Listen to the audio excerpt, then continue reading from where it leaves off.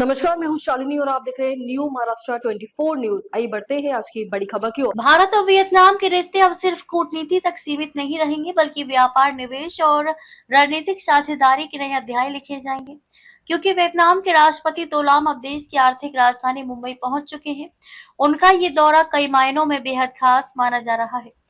3 दिवसीय भारत दौरे पर आए राष्ट्रपति तोलाम ने बुधवार को नई दिल्ली में प्रधानमंत्री नरेंद्र मोदी के साथ अहम द्विपक्षीय बैठक की थी।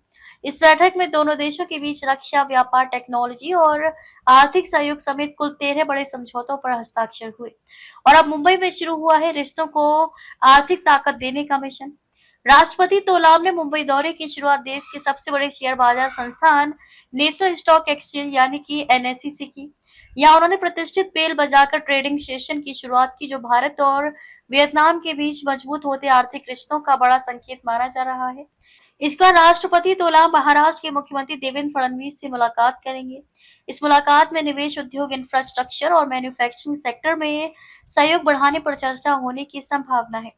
मुंबई दौरे का सबसे अहम पड़ाव होगा इंडिया वियतनाम बिजनेस फोरम, जहां राष्ट्रपति तोलाम मुख्य संबोधन देंगे।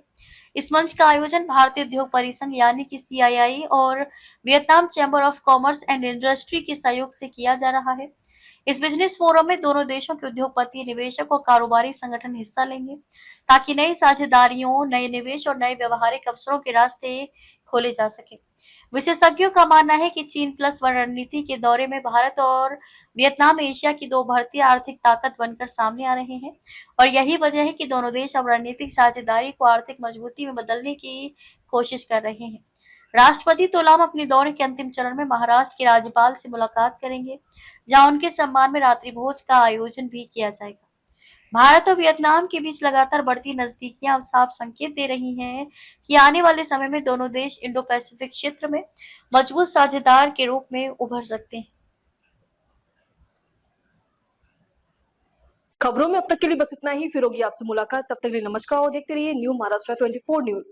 ऐसे ही लेटेस्ट अपडेट पाने के लिए हमारे चैनल को सब्सक्राइब करें और तुरंत नोटिफिकेशन पाने के लिए बेल आइकन दबाना न भूलें। यदि आप हमें फेसबुक या इंस्टा के माध्यम से देख रहे हैं तो हमारे पेज को फॉलो जरूर करें। धन्यवाद।